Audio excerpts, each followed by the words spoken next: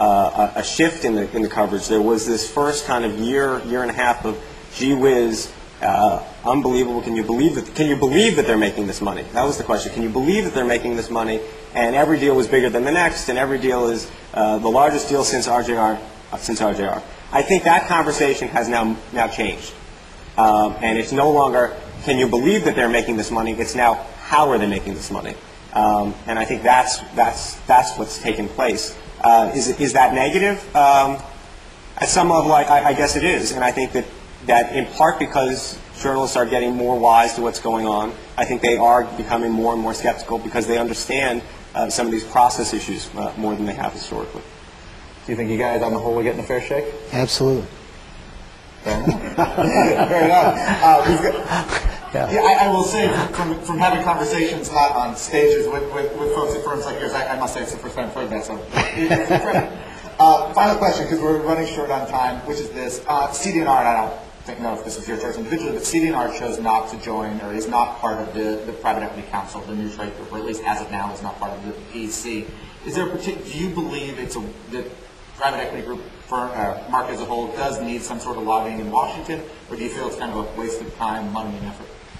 I'd say a couple of things. I think the industry has done a pretty poor job in presenting the facts and getting at the underlying benefits and just the facts of what we do and how we do it and what the results of that are.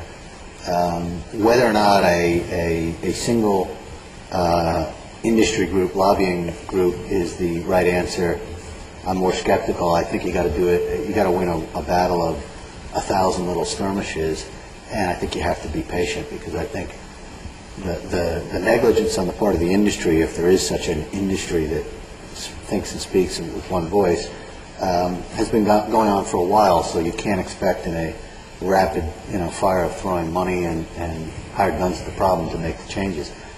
There are studies that are going on. There will be multi-year studies. As soon as they are published, being a little bit of the cynical sort of the gentleman to my right, to your left, a foil. I think somebody else is going to come out with a study that says something slightly different, and then you lose your sight of the facts, and it's not a headline anymore. So they move on to the other issue. You think PEC is valuable or needed? I guess it's probably a better way to ask. We have the head of the council here in the room, so the answer is yes. No, I think it should help. Actually, I think the industry hasn't acted with one voice, and to the extent that they can, I think it's probably a good thing. And I think there's lots of issues that need to be tackled, and to the extent that this is going to open the issue up more and create some more level of transparency, not necessarily that the public necessarily needs to see the numbers, which I actually think we don't. I think that's sort of a misnomer. But I do think in terms of understanding the business better and getting folks in Washington and others to get in on the act, for sure. That's all the time we've got. I want to thank Andrew. I want to thank Kevin. I want to thank you for coming. That's about it. Appreciate it.